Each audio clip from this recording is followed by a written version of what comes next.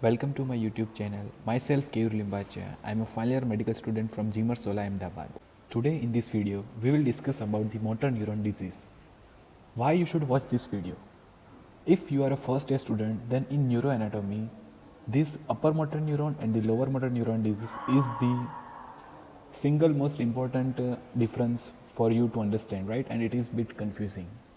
And if you are a final year student, then after watching this video, you will understand how the stroke symptoms will occur, how Bell's palsy will present, and why there is what are the symptoms of paraplegia or Guillain-Barré syndrome and related clinical condition in the central nervous system medicine, right? So this video is mainly for all student of MBBS, first year up to the final year student, right? So our main focus in this video is to discuss about upper motor neuron versus lower motor neuron differences, right? So let's just start.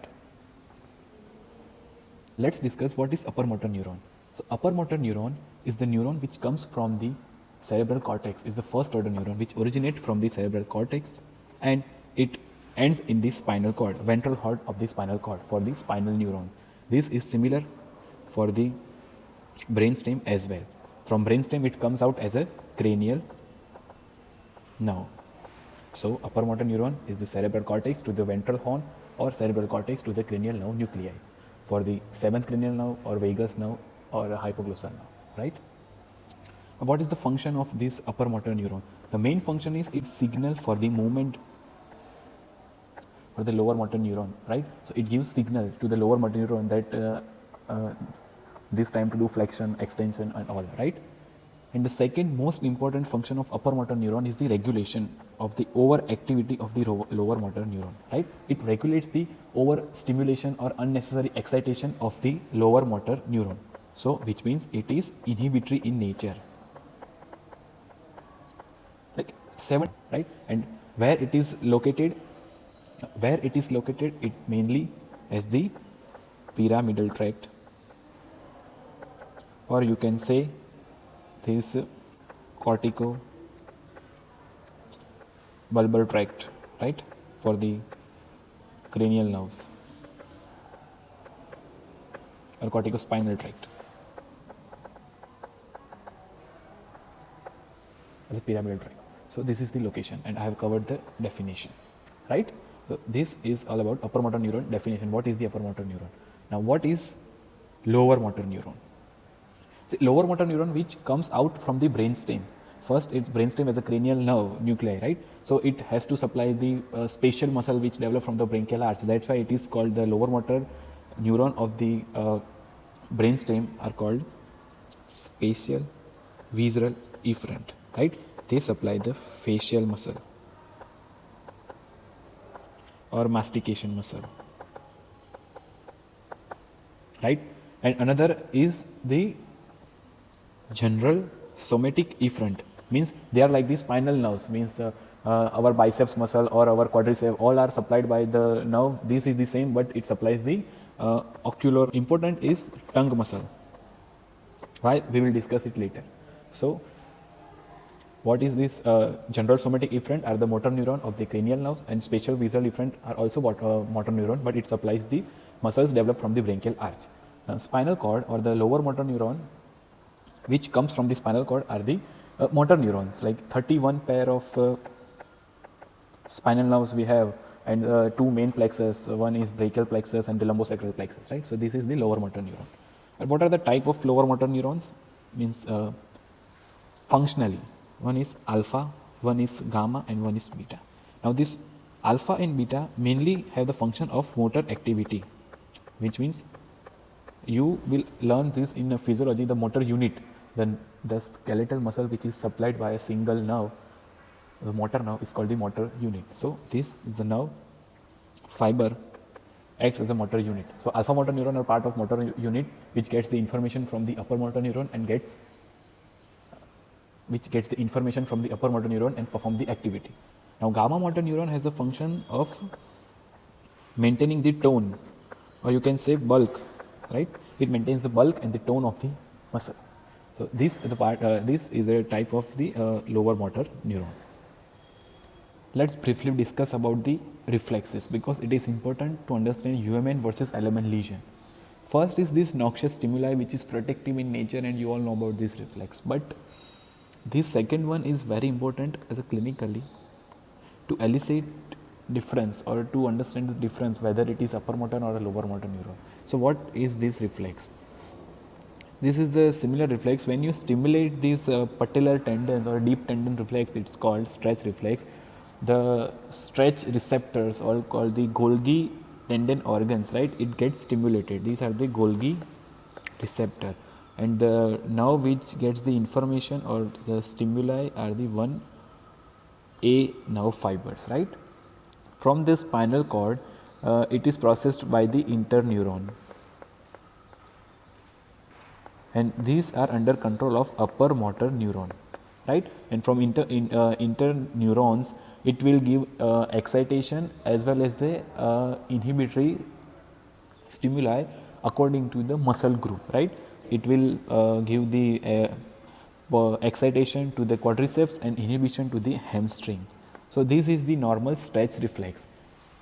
Afferent from the 1A fiber, then interneuron, then alpha motor neuron,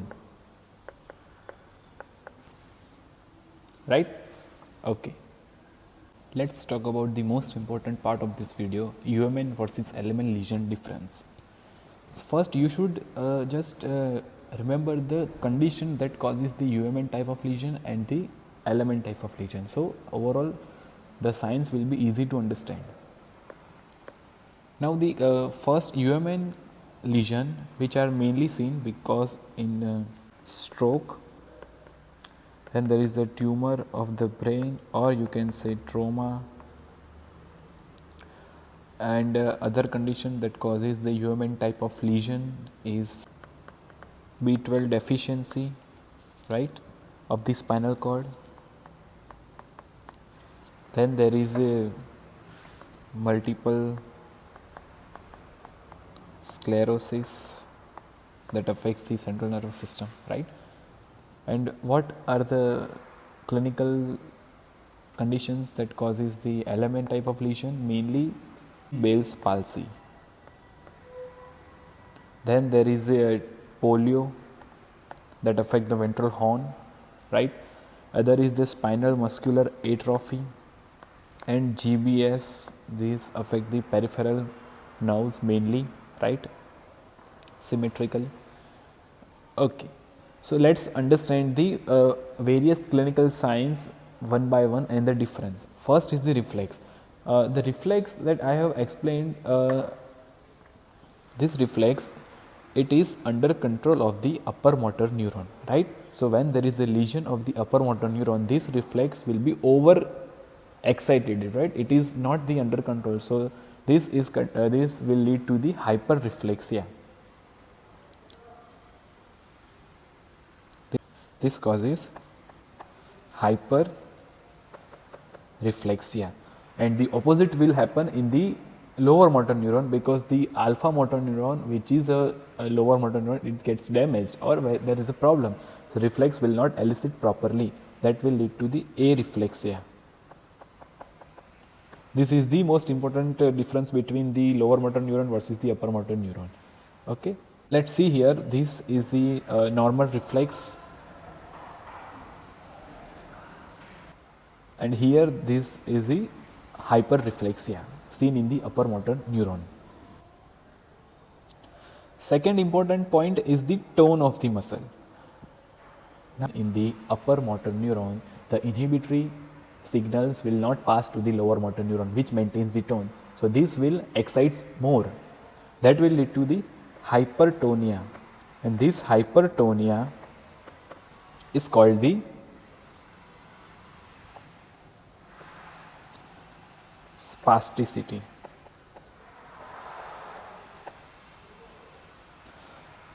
Right? And the lower motor neuron lesion, the tone which is under control of the gamma motor neuron will not maintain the tone, because the afferent from the muscle spindle will not come to the spinal cord. So they don't know about the tone, how much the tone should be maintained, right? So the tone will lost. that will lead to the flaccidity,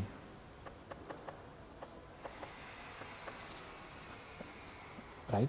So upper motor neuron causes the hypertonia or the spasticity, and lower motor neuron cause the flaccidity. The tone will lost.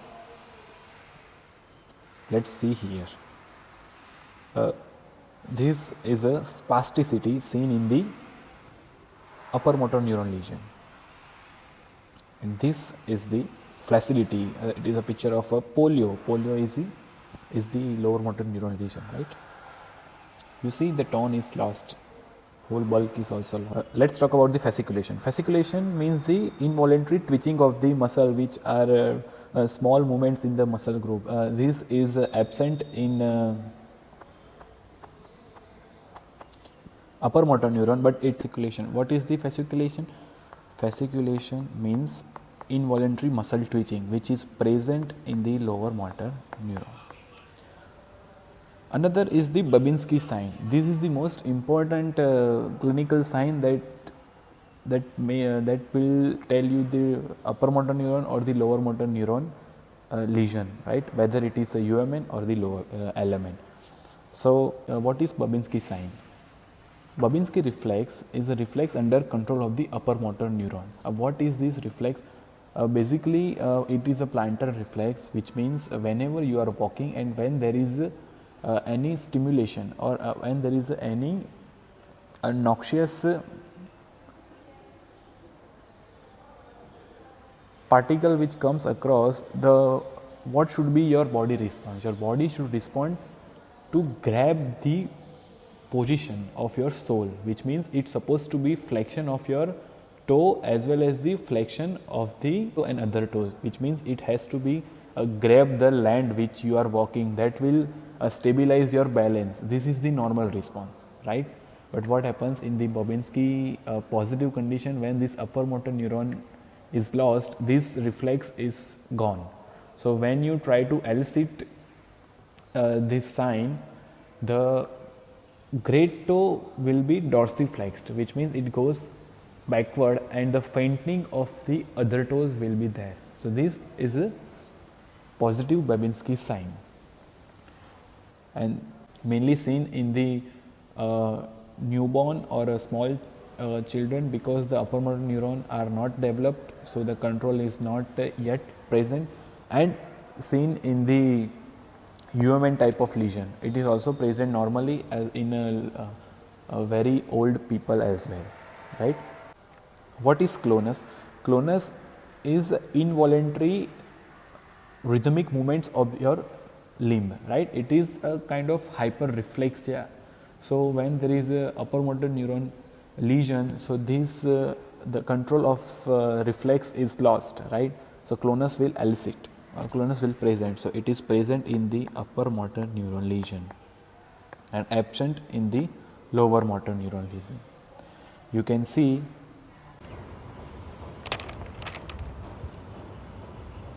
what is atrophy. Atrophy is the overall decrease in the muscle mass, right? So muscle mass will be decreased. So that muscle mass, it is regulated, or you can say it is maintained by upper motor neuron and the lower motor neuron as well.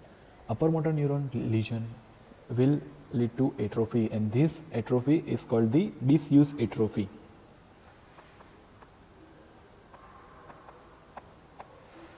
What do you mean by disuse atrophy? As you all know that a paralytic patient or a stroke patient, you see that the movement is lost. So the prolonged time, if the person is not doing the normal movement, the muscle will usually tend to decrease its size. So this is called the disuse atrophy. It is seen in the UMN type of lesion. And this atrophy is also seen in the lower motor neuron lesion, and it is called the denervation atrophy, which is more pronounced, and it is seen in the lower motor neuron type of lesion, because the